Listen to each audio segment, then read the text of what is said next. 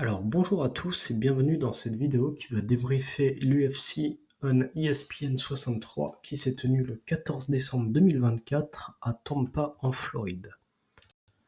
Alors comme d'habitude pour les petites vidéos, toujours le même code couleur pour parler des catégories de poids.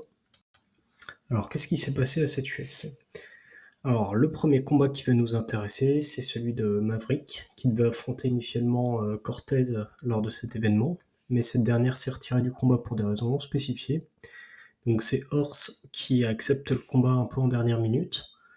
Donc c'est un combat où tout au long du combat, Maverick, elle démontre une stratégie très axée sur la lutte, avec notamment 2 grosses mises au sol et elle contrôle Horse au sol. Et au global, c'est Maverick qui remporte cette victoire par une décision unanime, les 3 juges lui ayant attribué un score de 29-28 en sa faveur. Ensuite, le deuxième combat, Alvarez contre Klose. Donc c'est Alvarez qui remporte la victoire par KO au premier round, grâce à un coup de genou sauté suivi de frappe, mettant fin au combat en 2 minutes 48. Et enfin, c'est Buckley contre Covington. Donc Buckley remporte le combat par TKO à 4,42 du troisième round. Et c'est un gros coup de coude de Buckley qui ouvre au-dessus de l'œil droit Covington et ça entraîne arrêt du combat par le médecin en raison de l'importance de la blessure.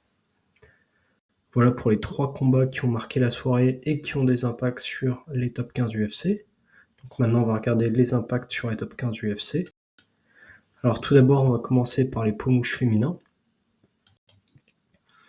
Ça c'est le classement avant l'UFC.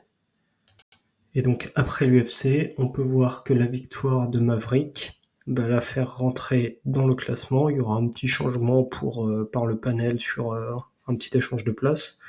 Mais la grosse modif, c'est ça, c'est Maverick qui rentre dans le top 15 des poids plumes féminines. Maintenant, on va s'intéresser aux poids légers masculins. Donc ça, c'est le classement des poids légers masculins avant la UFC ESPN 63. Et on peut voir que cette UFC n'a pas eu un très très gros impact. On a juste, grâce à sa victoire, Joel Alvarez qui rentre dans le top 15 et qui sort Grant Dawson du top 15. Et enfin, la dernière catégorie qui va évoluer, c'est celle des mi-moyens. Donc ça, c'est le classement des mi-moyens avant cette UFC. Et donc après cette UFC, qu'est-ce qu'on a? Donc on a, pour rappel, la victoire de Buckley contre Covington.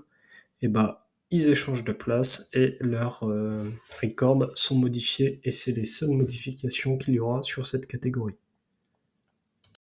Voilà, j'espère que cette petite vidéo sur les classements à la suite de l'UFC ESPN 63 vous a plu et vous a permis de mieux comprendre les évolutions des classements. Je vous souhaite une très belle journée.